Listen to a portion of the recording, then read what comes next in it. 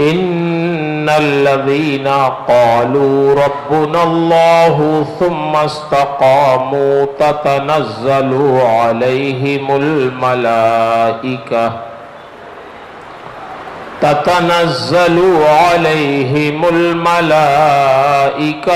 ألا تخافوا ولا تحزنوا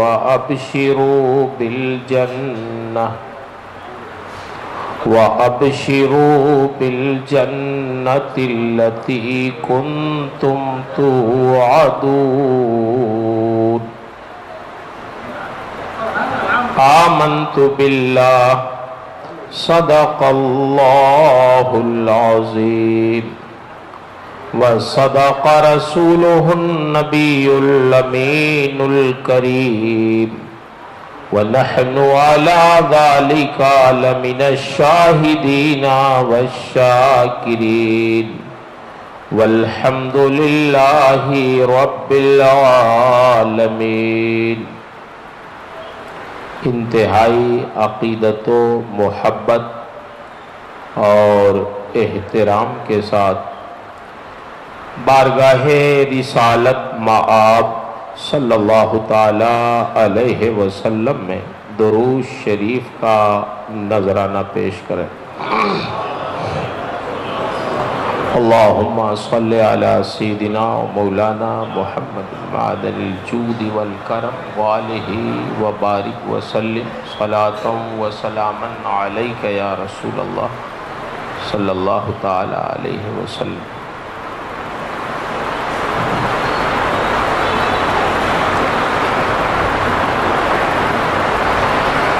معزز حاضرین مجلس،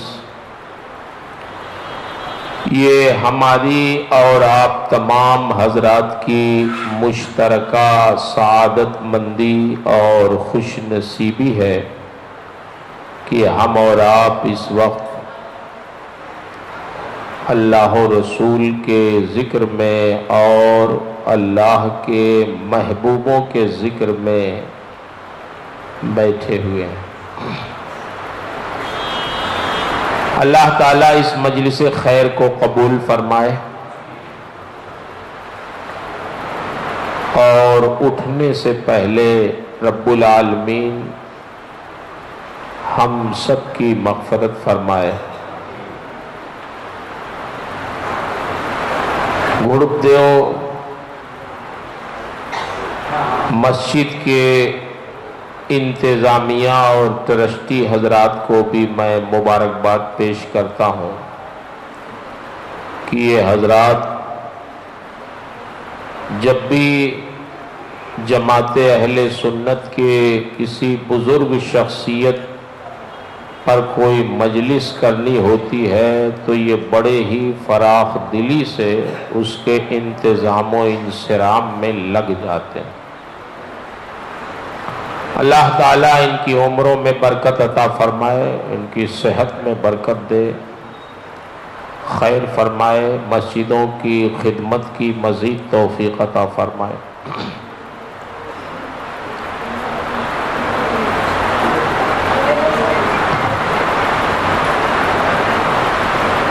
نعرہ تکبیر، نعرہ رسالت، حضور خیر الازکیہ، نعرہ تکبیر۔ تو چند باتیں میں حضرت کی شخصیت کے تعلق سے عرض کرنا چاہتا ہوں۔ ایک شاعر نے جن کا نام ہے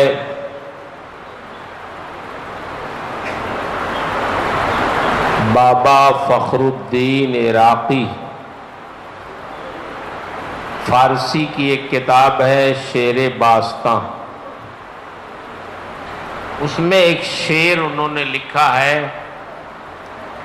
کہ با عالم ہر جگہ درد و علم بود، جمع کردند و عشقس نام کردند۔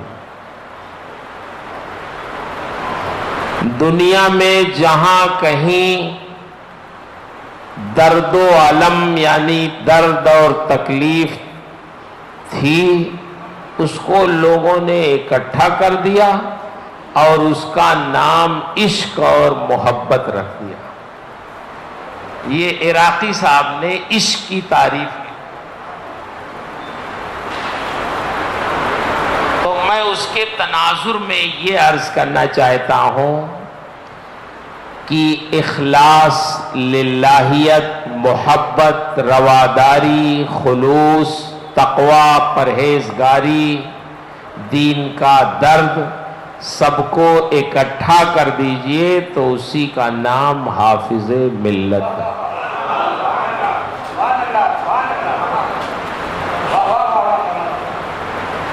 جیسے عراقی صاحب نے عشق کی تعریف کی ہے، ویسے ہی اگر ان ساری چیزوں کو اکٹھا کر دیں تو اسی کے مجموعے کا نام حضور حافظ ملت۔ اور اس میں میں کوئی مبالغہ سے کام نہیں لے رہا ہوں، نہیں، میں نے تو حافظ ملت علیہ الرحمہ کو ایک بار دیکھا اور اپنے بچپن میں دیکھا، ہمارے بیٹھے ہیں محترم بشڈیلا میں دیکھا، بشڈیلا میں حضور حافظ ملت تشریف لاتے تھے، ہے نا چمک۔ تو والد صاحب، میں سمجھتا ہوں میں اس وقت پرائمری میں پڑھتا تھا، تو والد صاحب مجھے لے کے گئے جلسے میں، تو صبح کا وقت ہو رہا تھا، حافظ ملت علیہ الرحمہ نے دعا کیا، تو والد صاحب نے جگایا کہ بیٹا دیکھو بڑے مولانا صاحب اب آئے ہیں، دعا کر رہے ہیں، دیکھ لو ان کو۔ تو میں خوش نصیبی سمجھتا ہوں اپنی کہ دیکھ لیا تو آج یہ کہنے کے لائق ہوں کہ میں نے حافظ ملت کو دیکھا ہے۔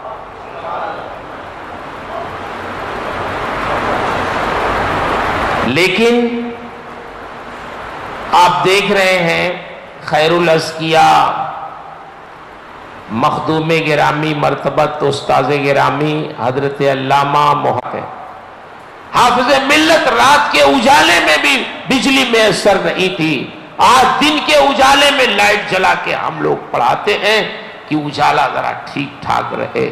اللہ اکبر۔ تو یہ اجالا جو ہمیں ملا ہے یہ ہماری کوششوں کا نتیجہ نہیں ہے، یہ حافظ ملت کی محنتوں اور کوششوں اور قربانیوں کا نتیجہ ہے۔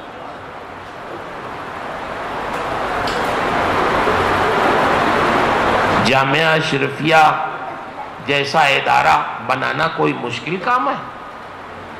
بنا سکتے ہیں آپ، بالکل بنا سکتے ہیں، بنائیں، بننا چاہیے۔ اتنے بڑے بڑے ادارے جماعت میں بہت ہونے چاہیے،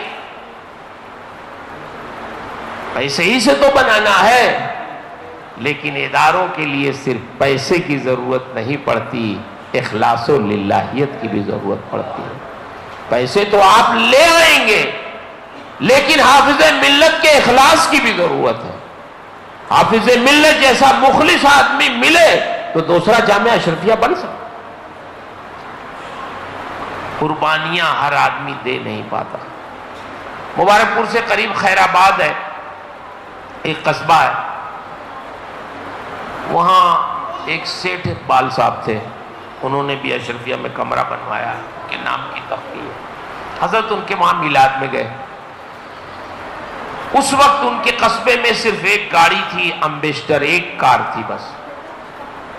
تو حضرت جانتے ہیں، اللہ اکبر، کیا کہیں، آج ہم لوگ ایئر کنڈیشن گاڑیوں میں چل کے تھک جاتے ہیں، وہ مرد درویش سائیکل پہ بیٹھ کے سفر کیا کرتا تھا، 10 روپیہ 5 روپیہ اشرفیہ کے لیے اکٹھا۔ وہ خیر آباد گئے، میلاد پڑھی، جب فجر کی نماز پڑھی تو کہنے لگے حاجی اقبال صاحب سے کہ کوئی سائیکل منگائیے، ہمیں بھجوائیے۔ انہوں نے کہا حضور سائیکل سے نہیں، وہ کار کے لیے ہم نے کہہ دیا، ابھی کار آ جائے گی، جلدی پہنچ جائے گی اس۔ ہم نے فرمایا کہاں کار کے چکر میں آپ پڑے ہیں، کوئی سائیکل منگاتے، ہمیں بیٹھا دیتے، کوئی لے کے چلا جاتا، پہنچا دیتا، آج امتحان ہے مدرسے میں۔ فرماتے ہیں اتنی دیر میں وہ آدمی جو کار کے لیے گیا تھا اس نے آ کے کہا کہ کار خراب ہے، نہیں آ پائے گی۔ اللہ اکبر یا رسول اللہ۔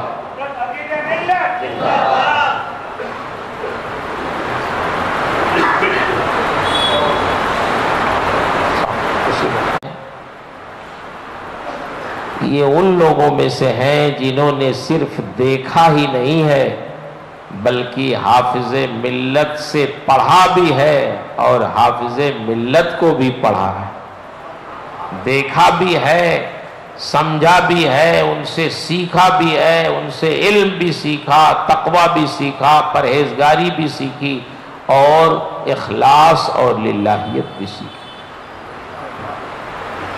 حضور حافظ ملت کے یہ عکس ہیں خدمت دین میں۔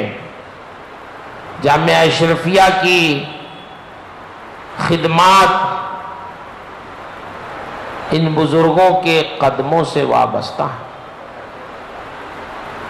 اللہ تعالی ہمارے حضور سربراہ اعلیٰ صاحب قبلہ، حضور مصباحی صاحب، حضور سراج الفقہاء اور جتنے بھی ہمارے مشائخ ہیں ان کی عمروں میں صحت میں برکت۔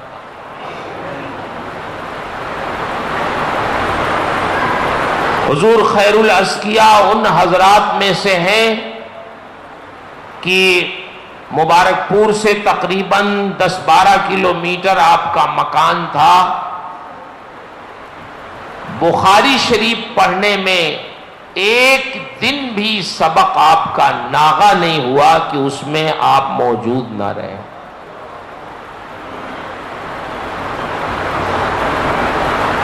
اور الجامعۃ الاشرفیہ حضور حافظ ملت کی صحبت کا یہ عالم تھا کہ جو بھی آ جاتا تھا اس فضا میں تو کچھ نہ کچھ تو وہ ہو کے جاتا ہی تھا۔ حضور حافظ ملت ایک شہر میں گئے تو ایک پیرزادے لوگ عموماً ذرا محنت کم کرتے ہیں پڑھنے، اور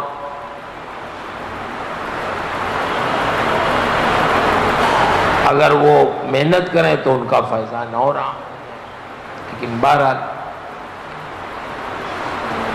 تو وہ اشرفیہ میں تھے اور وہاں سے فارغ تھے۔ اس شہر میں جب حافظ ملت گئے تو لوگوں نے ذکر کیا کہ حضور حضرت کا سب یہ کیا ہوا، یہ مسجد حضرت نے بنائی، یہ مدرسہ حضرت نے بنایا، یہ چیز حضرت نے بنائی۔ تو حضور حافظ ملت کا ماشاءاللہ، بولتے کم تھے مگر بہت جامع بولتے تھے۔ جب سب لوگ چلے گئے چند خاص لوگ رہ گئے تو حضرت نے فرمایا دیکھا اشرفیہ میں رہے ہیں تب یہ حال ہے، پڑھا ہوتا تب کیا حال ہے۔ سمجھ؟ تو وہاں کی فضا میں کام کرنے کا جذبہ الحمدللہ۔ حضور حافظ ملت علیہ الرحمہ کی زندگی کو جس اعتبار سے بھی اگر غور کیا جائے، خاص کر میں اپنے مصباحی برادران سے جنہوں نے اشرفیہ میں پڑھا ہے، میں ان کو خصوصیت سے عرض کروں گا کہ ہم لوگوں سے کام نہیں ہو پاتا۔ کیوں نہیں ہو پاتا؟ غور کریں۔ حضور حافظ ملت مبارک پور کیوں آئے تھے؟ صدر الشریعہ نے انہیں کیوں بھیجا تھا؟ نیت کیا تھی؟ جیسی نیت ہوتی ہے ویسے ہی نا برکت ہوتی ہے۔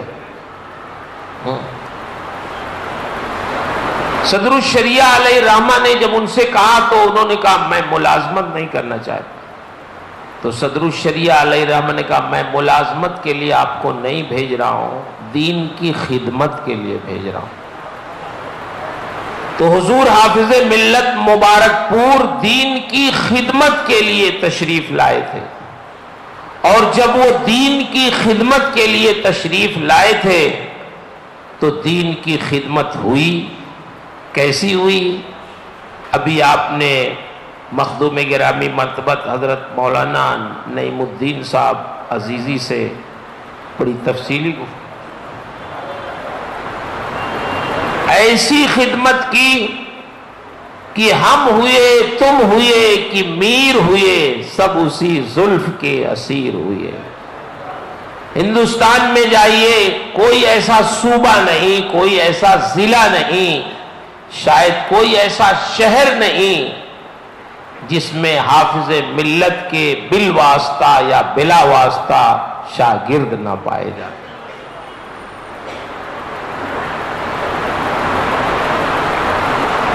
ہندوستان کے باہر افریقہ میں،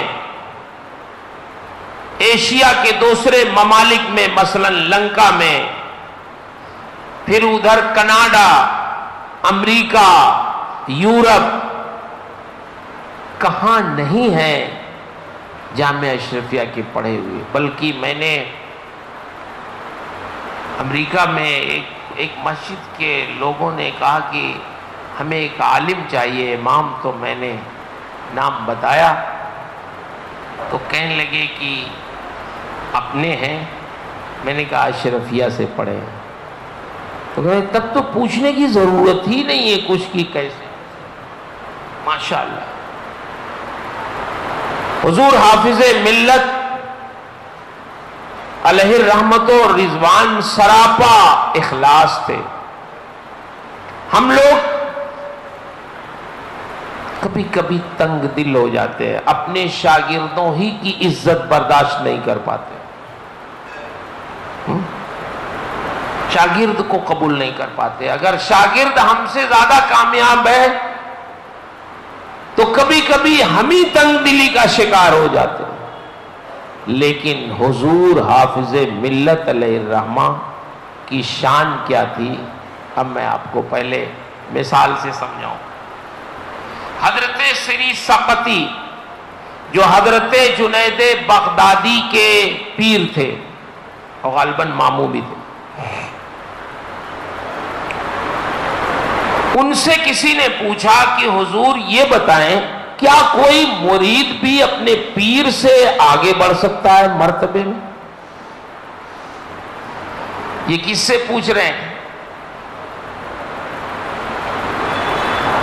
پیر سے پوچھ رہے ہیں کہ کیا کوئی مرید اپنے پیر سے آگے بڑھ سکتا ہے مرتبے میں؟ تو پیر کیا فرما رہے ہیں؟ ہاں ہاں بالکل آگے بڑھ سکتا ہے. پیر صاحب کہہ رہے ہیں ہاں بالکل آگے بڑھ سکتا ہے، یہ میرا جنید میرا مرید ہے لیکن مرتبے پہ مجھ سے آگے. تو جانتے ہیں حضرت جنید بغدادی کے جسم کے روپے کھڑے ہو گئے. میرے پیر نے کیا کہہ دیا میرے بھائی. آنکھوں سے آنسو جاری ہو گئے، یہ اپنا سر دونوں زانوں کے درمیان ڈال کے رونے لگے. حضور کیا کہہ دیا آپ نے؟ یہ تھا ان کا اپنا ایک مزاج. لیکن یہ حضرت جنید کو تو یہ حق نہیں پہنچتا کہ وہ کہہ دے کہ میں اپنے پیر سے بھی بڑھ کے ہوں. بڑا اگر اپنے چھوٹے کو کبھی کچھ نوازنے کے لیے کہہ دے تو چھوٹے کو تو حق نہیں نہ پہنچتا کہ کہہ دے کہ میں اپنے پیر سے بھی آگے ہوں، اپنے استاد سے بھی آگے ہوں. ہمارے شارح بخاری علیہ الرحمہ کبھی کبھی فرماتے تھے کہ بخاری کی شرح لکھنے میں مجھ کو جب ضرورت پڑتی ہے تو حضرت مصباحی صاحب کی طرف میں رجوع کرتا ہوں. تو میں نے دیکھا ایک بار یہاں جب جشن تھا، جشن شارح بخاری، یہاں نہیں تالاب سے پہلے حج ہاؤس میں، تو ہمارے ایک عزیز ہیں اناؤنسر، انہوں نے یہی بات کہہ دی. حضرت کے استقبال میں جب آپ کو بلانا ہوا تو اناؤنسری میں انہوں نے کہہ دیا کہ حضرت کی شخصیت وہ ہے کہ مفتی شریف الحق صاحب فرماتے تھے کہ جب میری گاڑی پھنستی ہے تو میں مصباحی صاحب کی طرف رجوع کرتا ہوں۔ حضرت کھڑے ہوئے، پھر جو آپ نے سنایا ہے ان کو کہ آپ کو کچھ پتہ بھی ہے کہ کون جملہ کہاں کہا جاتا ہے؟ ایک بڑے نے اگر کہہ دیا کچھ کسی کے اعزاز میں تو کیا اب ہمیں حق ہے کہ اس کو کہتے پھریں؟ تو جنید بغدادی رونے لگے۔ بالکل اسی طرح حضور حافظ ملت علیہ الرحمہ ایسے وسیع القلب تھے، اللہ نے آپ کو ایسا وسعت قلبی عطا فرمایا تھا، اپنے شاگردوں کے لیے بھی اتنی جگہ تھی ان کے دل میں کہ فرماتے تھے باللہ العظیم مولانا عبد الرؤوف نے مجھ سے پڑھا ہے لیکن یہ مجھ سے آگے ہے، مجھ سے بڑھ کے ہے۔ جیسے ہی حافظ ملت نے جملہ ارشاد فرمایا تو حضرت علامہ حافظ عبد الرؤوف صاحب نے اس جملے کو اپنے لیے سند نہیں بنائی، دلیل نہیں بنائی، بلکہ زار و قطار رونے لگے، حضور کیا آپ نے کہہ دیا؟ تو حضور حافظ ملت اپنے بزرگوں کے مشائخ کے نقش قدم پہ تھے، شاگردوں کے ساتھ ان کا حسن سلوک ایسا تھا کہ شاگرد تو شاگرد مبارک پور کا ہر آدمی یہی کہتا تھا کہ حافظ ملت مجھے سب سے زیادہ مانتے ہیں، سب سے زیادہ مانتے ہیں۔ حضرت مصباحی صاحب قبلہ مدظ اللہ العالی کے والد صاحب حضور حافظ ملت سے ملنے جاتے تھے ملاقات کے لیے، مبارک پور بھیرا سے جاتے تھے۔ آج تو چائے پلانا بہت آسان ہے، کسی کو آرڈر دے دیجئے آ گئی پلا دیا۔ چائے پلانا اس وقت مشکل تھا جب خود بنا کے پلانا۔ آپ مجھے بتائیں اگر ہم لوگوں کو چائے بنا کے پلانا ہو تو کسی کو پلا پائیں گے؟ نہیں پلا پائیں گے۔ آپ کے والد صاحب کا خود بیان ہے کہ میں گیا ملنے تو حضور حافظ ملت نے اپنی چارپائی پہ مجھے بیٹھایا۔ عالم نہیں تھے وہ، دینی معلومات بہت رکھتے تھے، لیکن آپ کے والد مرحوم والد نہیں عالم نہیں تھے۔ حافظ ملت نے ان کو اپنی چارپائی پہ بیٹھایا اور خود گئے، کھویا ہوتی نا کھویا، اس کو جلا کے چائے بنانے لگے۔ آپ کے والد صاحب مرحوم فرماتے ہیں کہ میں نے بہت کوشش کی، حضور آپ کر کیا رہے ہیں؟ میں بناتا ہوں، آپ تشریف رکھیں۔ بولے نہیں آپ مہمان ہو، آپ بیٹھو، یہ کام مجھے کرنے دو۔ بہت کوشش کی لیکن میں کامیاب نہیں ہوا، اور حضور حافظ ملت نے کھویا جلا کے چائے بنائی اور چائے بنا کے مجھے پیش کیا، پلایا، تب ان کی روح کو سکون میسر ہوا۔ آپ مجھے بتائیں اتنا بڑا عالم دین جس کے ہزاروں شاگرد ہوں، ایک ایسے شخص کو جو عالم بھی نہیں ہے، نیک ہیں، پرہیزگار ہیں، چارپائی پہ بیٹھا کے کھویا جلا کے چائے بنا کے پلا رہے ہیں، اس کا مطلب یہ ہے کہ انہوں نے اللہ کے رسول کا اخلاق پایا تھا، وہ سر سے پیر تک اخلاق مند۔ میں نے ایک بار اپنی درسگاہ میں بچوں سے یہ کہہ دیا کہ تم لوگ یار پیر صاحب سے 5 منٹ میں مرید ہو جاتے ہو تو ان کے آگے پیچھے دوڑتے ہو، اور ہم لوگ 9 سال تم لوگوں کو پڑھاتے ہیں مگر بھول جاتے ہو، بھول جاتے ہو، کیا بات ہے؟ آخر یہ بتاؤ بیٹا کہ جب تم مدرسے میں آئے تھے تو کچھ جانتے تھے؟ آخر کس نے تمہیں بتایا؟ کس نے تمہیں پڑھایا؟ جاہل سے عالم کس نے بنایا؟ تمہارے اساتذہ نے پڑھایا۔ تو وہ لڑکا گھر گیا، اس کے والد صاحب اتفاق سے پیر تھے، تو مجھے انہوں نے فون کیا،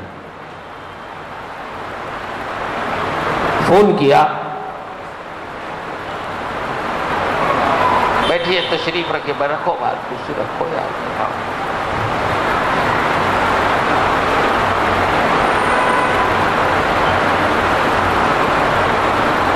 انہوں نے مجھے فون کیا، مسعود صاحب آپ جو باتیں درسگاہ میں ہمارے بچوں کو پڑھاتے ہیں، جب وہ آتے ہیں تو میں سنتا ہوں کہ کیا آپ پڑھاتے ہیں۔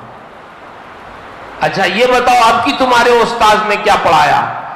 تو اب کی جو آپ نے پڑھایا وہ مجھے بتایا انہوں نے۔ میں کیا بتایا تو سنایا، آپ نے یہ پڑھایا؟ انہوں نے کہا صحیح پڑھایا، نہیں کہا غلط پڑھایا۔ انہوں نے کہا بالکل آپ نے صحیح پڑھایا، مگر استاد بھی تو استاذ کی طرح ہونا چاہیے۔ انہوں نے کہا استاد بھی تو استاذ کی طرح ہونا چاہیے۔ انہوں نے کہا دیکھیے حافظ ملت اپنے شاگردوں کے پیر نہیں تھے، لیکن ان کے شاگرد حافظ ملت کو اپنے پیر سے زیادہ مانتے تھے۔ تو کہا اگر شاگردوں میں گراوٹ آئی ہے تو استاد میں بھی کچھ گراوٹ آئی۔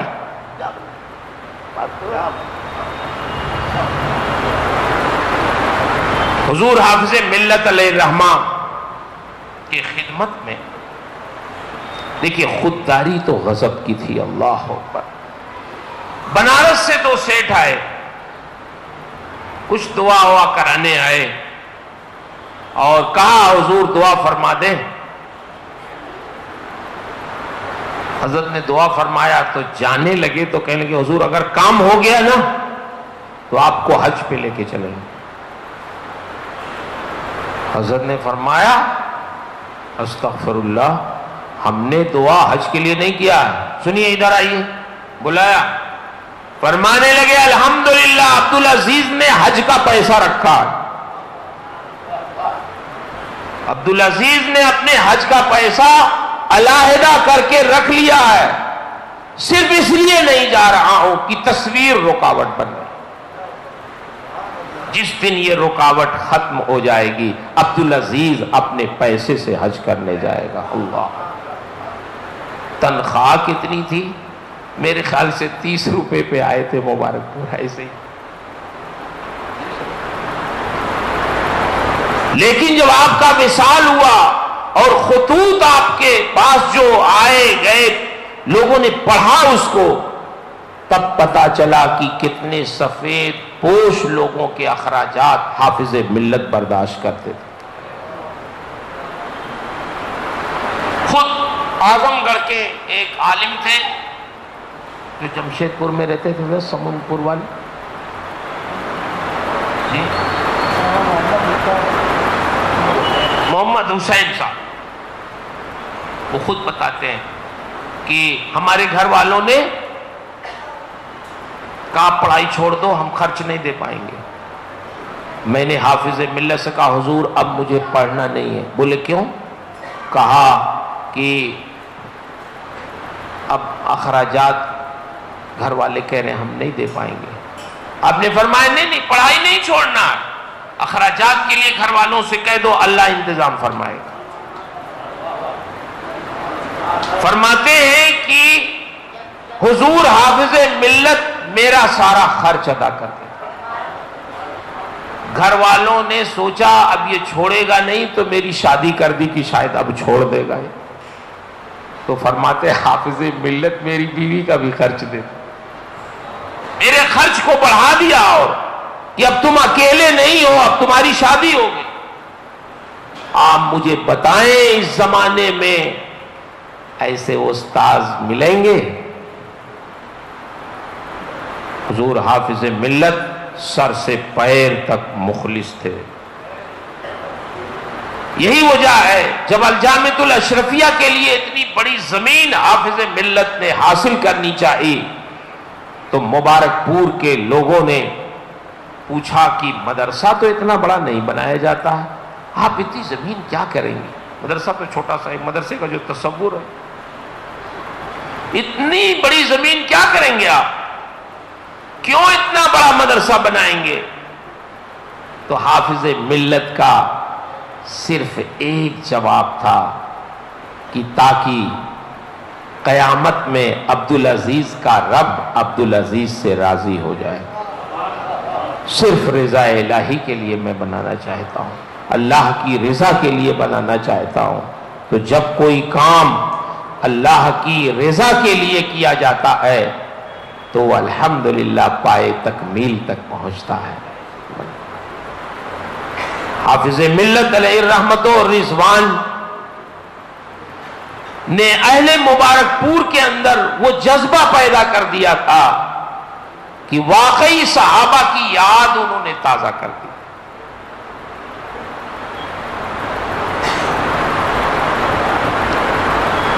سن 1972 میں جب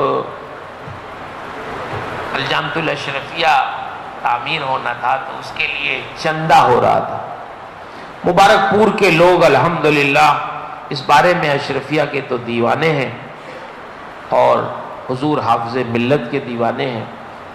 ایک صاحب نے کہا حضور آج ہمارے یہاں آپ آئے چندہ کرنے، حضور نے کہا آ جائیں گے۔ تو لوگوں کے ساتھ آپ تشریف لے گئے ان کے گھر، تو انہوں نے دری بچھائی، چادر بچھائی، بیٹھایا، اور ان کے گھر میں جتنا پیسہ تھا ایک ڈھکیا بولتے ہیں اپنے یہاں، ڈھکیا میں ڈلوا میں رکھ کے لا کے حافظ ملت کے سامنے رکھ دیا۔ کہا حضور گھر میں جتنا پیسہ تھا سب لا کے رکھ دیا آپ کے پاس۔ حضرت نے کہا سارا پیسہ؟ نہیں نہیں نہیں، اس طرح تو ہم نہیں لیتے بھائی، تمہارا سارا پیسہ ہم اشرفیہ میں لے گئے۔ یہ مطلب نہیں، تمہیں تجارت کرنا، کاروبار کرنا، چلو تھوڑا سا قبول کر لیتے۔ کتنا پیسہ تھا؟ یہ 1972 سے پہلے ہی کی بات ہے، 36,000 روپے تقریباً اس زمانے میں۔ اس زمانے کا 36,000 آج 36 لاکھ سے زیادہ ہوگا نہیں۔ جذبہ دیکھیں آپ۔ حضرت نے کہا نہیں نہیں نہیں، ہم اس طرح چندہ نہیں کرتے کہ آپ کا سارا پیسہ اٹھا لے جائیں، تھوڑا سا لے لیتے ہیں، آپ لے جائیے، تجارت کریے، آپ لوگ خوش رہیں گے تو بار بار آپ سے کریں گے چندہ۔ لیکن انہوں نے ایک بات کہہ دی کہ حضور کیوں نہیں قبول کر رہے ہیں؟ کیا حضرت ابو بکر نے جب اپنے گھر کا سارا اثاثہ سرکار کی خدمت میں پیش کیا تھا تو سرکار نے قبول نہیں کیا تھا؟ تو آپ بھی قبول کر لیجیے۔ تو حضور حافظ ملت نے قبول کر لیا، قبول کر لیا۔ عجیب اتفاق، اللہ کی مرضی کی، جس رات انہوں نے چندہ دیا تو ان کی بیوی بیمار ہو گئی جنہوں نے چندہ دیا۔ صبح کو ڈاکٹر کے پاس اپنی بیوی کو لے کے گئے اور کہا ڈاکٹر صاحب ان کی طبیعت خراب ہے، علاج کر دیں، نسخہ تجویز کر دیں، دوا دے دیں۔ تو ڈاکٹر نے سن رکھا تھا کہ انہوں نے 36,000 رات میں چندہ دیا۔ ڈاکٹر نے دوا تجویز کی اور دوا کی پڑیا ڈاکٹر جب دینے لگا تو انہوں نے پوچھا کہ دوا کا پیسہ کتنا ہوا ڈاکٹر صاحب؟ ڈاکٹر صاحب نے کہا کہ 7 روپے۔ تو انہوں نے کہا کہ آج تو ہمارے پاس پیسہ نہیں ہے، بعد میں دیں گے آپ کو۔ تو ڈاکٹر کی زبان سے نکل گیا کہ اشرفیہ میں تمہیں پیسہ دینے، چندہ دینے کے لیے 36,000 روپے ہیں اور بیوی کا علاج کرانے کے لیے 7 روپے بھی تمہارے پاس نہیں ہے۔ بس اس شخص کو جوش آیا اور دوا وہی ڈاکٹر کی میز پہ پھینکا اور بیوی کا ہاتھ پکڑا اور کہا اب تو چل، تیرا علاج حافظ ملت کی دعا سے ہوگا۔ زمانے نے دیکھا کہ جس شخص نے اپنی دولت جامعہ اشرفیہ کو دی وہ غریب نہیں ہوا، مبارک پور کا 1 نمبر کا سرمایہ دار صاحب۔ تو حافظ ملت علیہ الرحمہ کی ذات گرامی ایسی تھی کہ انہوں نے صرف اپنے شاگردوں ہی کو عالم نہیں بنایا، مبارک پور کے لوگوں کی قسمتوں کا بھی ستارہ اوج ثریا پہ پہنچا دیا۔ مبارک پور کی معاشی حالت بھی صحیح ہوئی، علمی حالت بھی صحیح ہوئی۔ مبارک پور جس وقت حافظ ملت آئے کچے مکانات تھے، لیکن آج آپ جا کے دیکھیں تو مبارک پور محلوں کا ایک شہر ہے، سڑکیں اچھی ہیں، مکانات اچھے ہیں، اب لوگ پہلے سے بہت زیادہ پڑھے لکھے ہیں۔ یہ سب صدقہ ہے حضور حافظ ملت کی تشریف آوری کا۔ اس لیے حافظ ملت خود تو انہوں نے تکلیفیں برداشت کی، اشرفیہ کے لیے ایسے مخلص تھے کہ جہاں قصبے میں رہتے تھے مکان وہ کچا تھا، پہلے رہتے تھے اسی میں، بجلی نہیں تھی۔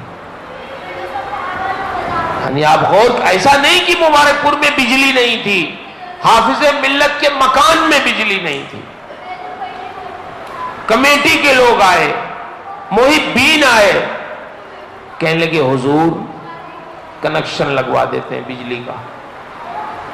حافظ ملت فرمانے لگے عبدالعزیز لیمپ کی روشنی میں بخاری شریف کا مطالعہ کر لیتا ہے، لیمپ کی روشنی میں بخاری شریف کا مطالعہ کر لیتا ہے، ضرورت نہیں ہے۔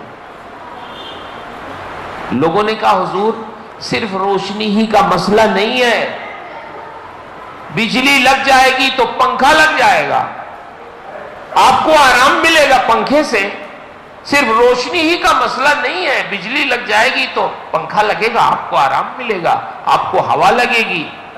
حضور حافظ ملت نے وہ بانس والا پنکھا اپنا اٹھایا، فرمایا عبدالعزیز کا کام اس 2 روپے کے پنکھے سے چل جاتا ہے، اور کسی چیز کی کوئی ضرورت نہیں ہے۔ اللہ اکبر۔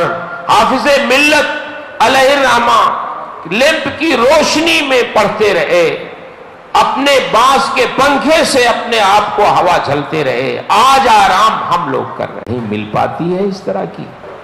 یہ صرف حافظ ملت کی خصوصیت تھی کہ اپنے شاگردوں کو جس طرح وہ نوازتے تھے، اللہ اکبر، اس طرح یہی وجہ ہے کہ ان کا ہر شاگرد یہی کہتا تھا حافظ ملت ہمیں سب سے زیادہ مانتے ہیں۔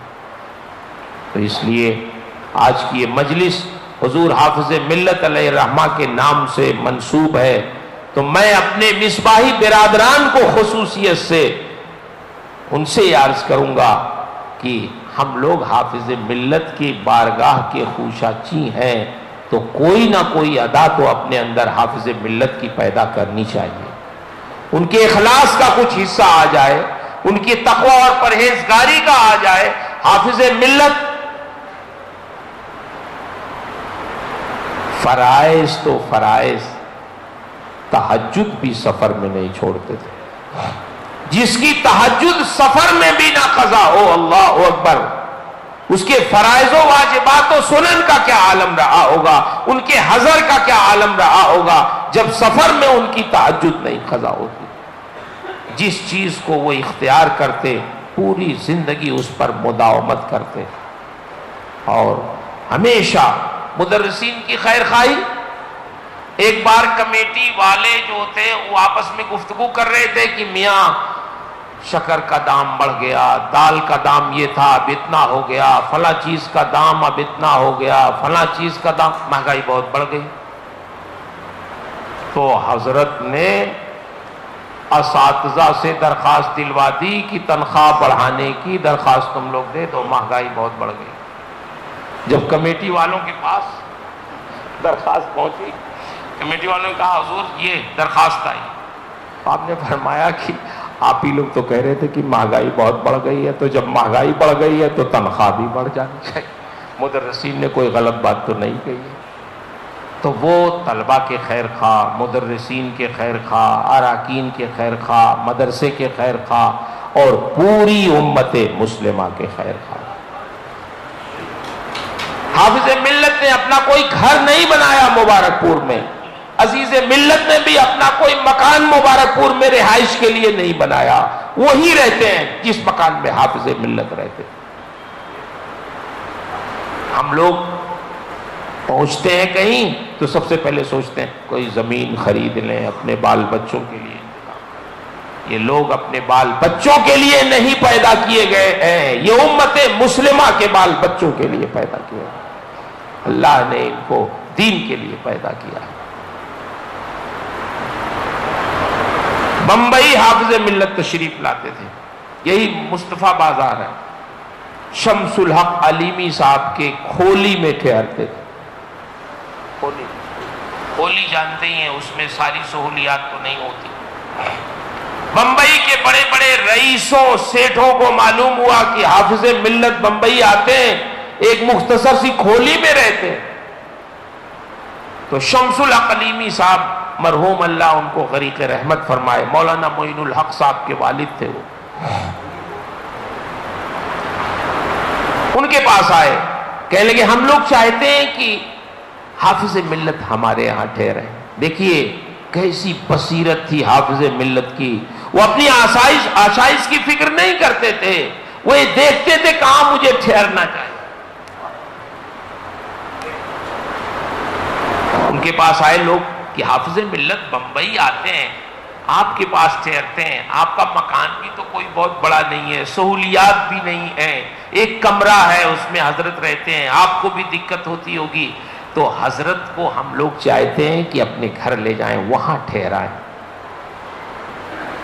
شمس الحق علیمی صاحب نے کہا دیکھیے بھائی، حضرت جب آنا ہوتا ہے تو ہمیں خط لکھتے ہیں، تو ہم حضرت کو لینے جاتے ہیں، لاتے ہیں، ٹھہراتے ہیں، اب آپ حضرت ہی سے بات کیجئے، ہم تو اس بارے میں کچھ نہیں کہہ سکتے۔ حضرت جب آئیں آپ ان سے بات کیجئے، اگر وہ ہمارے یہاں نہیں ٹھہرنا چاہتے ہیں آپ لے جائیں، ٹھہرائیں، ان کو جہاں آرام مل جائے، ہمیں بھی خوشی ہوگی۔ کہنے لگے کب حضرت آنے والے؟ بولے بس آنے ہی والے، خط انہوں نے لکھا فلاں تاریخ کو فلاں ٹرین سے آنے والے۔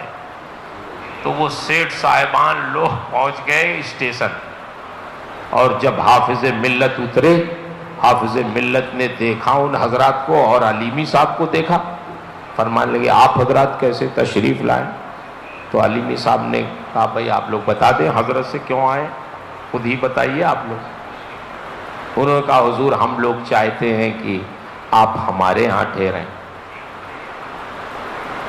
جیسے ہی انہوں نے کہا کہ حضور ہم لوگ چاہتے ہیں آپ کو اپنے یہاں لے چلیں، ٹھہرائیں، ان کا مکان چھوٹا ہے، حضرت نے بغیر کسی تکلف کے فرمایا نہیں نہیں بالکل نہیں، ہرگز نہیں، میں صرف انہی کے وہاں ٹھہروں گا۔ بغیر کسی تکلف کے کہا بالکل نہیں، میں علیمی صاحب کے وہاں ٹھہروں گا۔ علیمی صاحب بتائیے آپ کو ٹھہرانا ہے کہ نہیں؟ نہ ٹھہرانا ہو تو بتائیے، پھر میں اپنا انتظام کرتا ہوں۔ تو کہا حضور مجھے تو ٹھہرانا ہی، میں نہیں لے کے آیا ہوں ان کو، یہ خود آئے، میں تو چاہتا ہی ہوں آپ میرے یہاں ٹھہرے، لیکن ان کی خواہش تھی تو میں نے کہا حضرت آ رہے ہیں، حضرت سے خود بات کر لو۔ حضرت نے فرمایا نہیں میں آپ کے وہاں ٹھہروں گا، بغیر کسی تکلف کے، کوئی تکلف نہیں اس میں، نہ بالکل صاف ارشاد فرمایا میں کسی کے وہاں نہیں ٹھہروں گا، میں آپ کے وہاں ٹھہروں گا۔ ان صاحبان نے کہا حضور کیا اتنا کر سکتے ہیں کہ ہماری گاڑی میں بیٹھ جائیں، آپ کو ان کے مکان ہی تک چھوڑ دیں؟ حضرت نے فرمایا ہاں بیٹھ سکتا ہوں، آپ کی گاڑی پہ بیٹھوں گا، ان کے وہاں چھوڑ دیجئے، لیکن جہاں رہنے کا مسئلہ ہے میں علیمی صاحب کے وہاں ٹھہروں گا۔ لے آئے، چھوڑ دیا انہوں نے۔ جب رات ہوئی تو شمس الحق علیمی صاحب کو حافظ ملت نے بلایا، اپنے قریب بیٹھایا اور ارشاد فرمایا شمس الحق صاحب آپ جانتے ہیں آپ کے یہاں میں کیوں ٹھہرتا ہوں؟ مجھے آشائش نہیں چاہیے، مجھے بہت آرام نہیں چاہیے، میں آپ کے ہاں صرف اس لیے ٹھہرتا ہوں کہ آپ کا کاروبار حلال ہے، اس لیے ٹھہرتا ہوں۔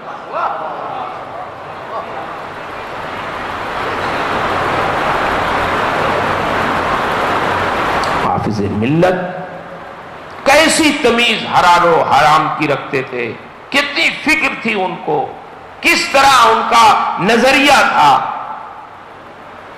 جو اتنا تمیز رکھتا ہو، اتنی احتیاط رکھتا ہو، تو پھر ایسے ہی لوگوں سے اللہ تعالیٰ دین کا اتنا بڑا کام لیتا۔ بے تمام زندگی کے ایسے فرد کے ذکر میں ہم لوگ بیٹھے ہوئے ہیں۔ جنید بغدادی نے بالکل صحیح فرمایا تھا، جب ان کے پاس کوئی ایک شخص آیا، کچھ دنوں تک ٹھہرا، شاید وہ مرید ہونے آیا تھا، جانے لگا، تو آپ نے فرمایا تم آئے تھے جا رہے ہو، کچھ بتائے نہیں کیا مقصد ہے؟ اس نے کہا حضور میں تو آیا تھا بہت عقیدت سے، لیکن اتنے دنوں تک رہا، آپ کی کوئی کرامت میں نے نہیں دیکھی، کوئی کرامت نہیں۔ حضرت نے فرمایا کرامت نہیں دیکھی، لیکن شریعت کے خلاف بھی کوئی کام میرا دیکھا تم نے؟ بولو، شریعت کے خلاف تم نے کوئی کام میرا دیکھا؟ آپ نے ارشاد فرمایا اگر کوئی شخص ایسا ہو جس کی زندگی میں شریعت کے خلاف کوئی کام نہ ہو، اس کا کام شریعت کے مطابق ہو، تو اس سے کرامت کا مطالبہ کرنا فضول ہے۔ حافظ ملت کی پوری زندگی شریعت کے مطابق گزری ہے، اس لیے اگر حافظ ملت واقعی صاحب کرامت بزرگ تھے، لیکن اگر کوئی کرامت کا مطالبہ کرے تو کرامت سے بڑھ کے حافظ ملت کا استقامت فی الدین ہے۔ دین پر جو انہوں نے استقامت کی، الاستقامت فوق الکرامہ، استقامت دین پر ثابت قدم رہنا اور شریعت پر قائم رہنا، یہ کرامت سے بھی بڑھ کر ہے۔ ورنہ آج کل تو کرامت دکھانے والے بہت لوگ ہیں، ہاں پانی میں آگ لگا دیتے ہیں، بابا لوگوں کے وہاں جائیے دیکھیے پانی میں آگ لگ جاتی۔ تو اس لیے حضور حافظ ملت صاحب استقامت بزرگ کا نام ہے۔ ویسے کرامتیں بھی آپ کی ہیں، لیکن میں اس وقت کرامت بیان کرنے نہیں بیٹھا ہوں، میں نے ان کی زندگی کے چند گوشے آپ کے سامنے عرض کیے۔ بالخصوص ہم سب کے لیے ان کی زندگی میں نمونہ ہے، خاص کر ہمارے علماء، ہمارے مدرسوں کے ناظمین، مدرسین، مبلغین، مدرسوں کے قائم کرنے والے، ہم سب لوگ جہاں کہیں بھی کام کر رہے ہیں، میں سمجھتا ہوں حافظ ملت کی زندگی کو اگر آپ نمونہ بنا لیں تو میرا دعویٰ ہے کہ آپ ناکام نہیں ہو سکتے۔ امانت، دیانت، خلوص، للہیت، تقوی، پرہیزگاری، رواداری، بزرگوں کا ادب، چھوٹوں کی شفقت، ان ساری چیزوں کو اکٹھا کر دیجئے تو اسی کا نام حافظ ملت ہے۔ اللہ کا شکر ہے حافظ ملت آج ہمارے درمیان اپنے ظاہری زندگی میں تو نہیں ہے، لیکن اپنا جانشین انہوں نے حضور حافظ ملت کی شکل میں ہمیں دے دیا ہے۔ یہ سچ ہے کہ آپ نے پوری زندگی تقریباً 50 سال ہونے کو ہے حافظ ملت کو وصال فرمائے ہوئے، لیکن آپ کی تقوی، آپ کی عصمت، آپ کی پاک بازی پر، آپ کی امانت و دیانت پر آج تک کوئی انگلی نہیں رکھ سکا۔ حافظ ملت نے اشرفیہ بھی ہمیں دیا اور اشرفیہ چلانے والا اپنا جانشین بھی دیا کہ آپ آج خلوص و للہیت کے ساتھ دین کی خدمت انجام دے رہے ہیں۔ ہمارا اور آپ کا فریضہ ہے کہ حضرت کے لیے دعا بھی کریں کہ اللہ ان کی عمر میں صحت میں برکتیں عطا فرمائے اور ان کا سایہ ہم تمام اہل سنت پر دراز رکھے اور ان کی خدمات کو اور قبولیت عامہ عطا فرمائے، اور آپ کی برکتوں سے اشرفیہ اور ہمارے جتنے بھی علماء ہیں، عقیدت مند ہیں، آپ کے مریدین، معتقدین اور سارے لوگوں کو اللہ فیض یاب فرماتا رہے۔ ہمارے جتنے بھی مشائخ ہیں، دیکھیے حضور حافظ ملت کی یادگار مخدوم گرامی مرتبت حضرت قاری اسلام اللہ صاحب قبلہ مدد اللہ علیہ ہیں، جو اشرفیہ سے بے پناہ محبت رکھتے ہیں، بے پناہ محبت رکھتے ہیں۔ یہ سب عاشق ہیں حضور حافظ ملت علیہ۔ اللہ تعالیٰ ان ہمارے سارے مشائخ کا سایہ ہم سب پر دراز رکھے۔ حضور خیر الازکیہ تشریف فرما، جنہوں نے اشرفیہ کا معیار، تعلیمی معیار جو باقی رکھا، اللہ ان کی عمر میں برکتیں عطا فرمائے۔ تو سب حافظ ملت نے ایک ٹیم بنا دی تھی، تعلیمی اعتبار سے، انتظامی اعتبار سے۔ اللہ کا شکر ہے اشرفیہ کے لیے وہ افراد مہیا ہوتے گئے۔ اللہ تعالیٰ آج کی اس مجلس خیر کو قبول فرمائے، جتنے لوگ بھی حاضر ہوئے اللہ سب کی حاضری کو قبول فرمائے، اور حضور حافظ ملت اور بالخصوص سیدنا ابو بکر صدیق رضی اللہ تعالیٰ عنہ کے فیض و برکات سے ہم سب کو فیض یاب فرمائے۔ ہمارے محب گرامی وقار حضرت مولانا قاری شرف الدین صاحب قبلہ نے بڑی محنت کی ہے آج کے اس جلسے کے لیے، ان کی مسجد کے اراکین نے، مولانا عمر صاحب وغیرہ نے کافی کوشش کی ہے۔ اللہ تعالیٰ سب کی کوششوں کو قبول فرمائے، برابر فرمائے۔ میں نے جو کچھ بھی عرض کیا ہے اس میں جو حق ہے، جو صحیح ہے، جو ثواب ہے، درست ہے، وہ سب میرے رب کی طرف سے ہے۔ میرے بیان میں، میری تعبیر میں، میرے سمجھانے میں، خود میرے سمجھنے میں جو غلطیاں ہیں وہ سب میری طرف سے ہے۔ اللہ مجھے حق کہنے، حق سنانے، خود حق پہ قائم رہنے اور حق کی نشر و اشاعت کی توفیق عطا فرمائے۔ استغفر اللہ ربی من کل ذنب واتوب الیہ۔ السلام علیکم۔